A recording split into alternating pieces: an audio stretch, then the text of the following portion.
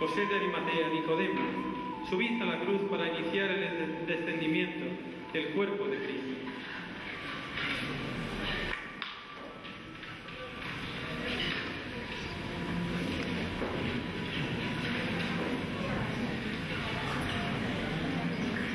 Y arriba en lo alto de la cruz, Jesús Nazareno, Rex Judeorum.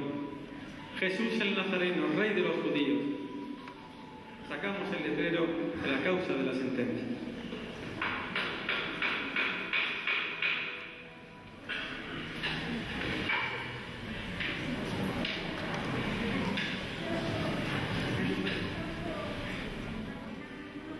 Y quitadle esa corona de espinas, esa corona que ha causado tanto dolor en su cabeza, esas espinas, quizá nuestras infidelidades que han hecho sufrir al Señor. Quitad ese clavo de la mano derecha.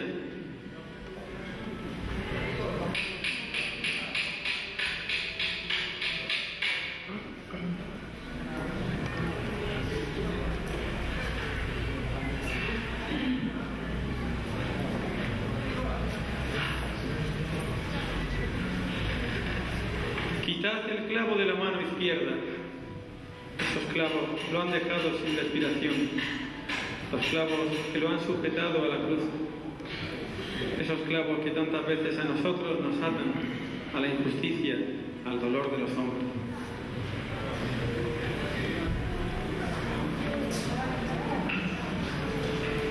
Bajando de esa cruz, condenado como un malhechor, clavado en la cruz como los bandidos. Ahí lo tenéis, nuestro Redentor.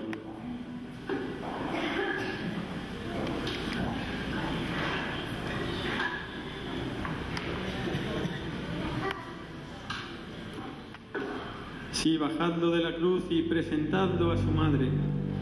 Presentadle a su madre lo que queda de él. Dios mío, lo tuvo en sus manos al nacer, lleno de vida, lleno de ilusión.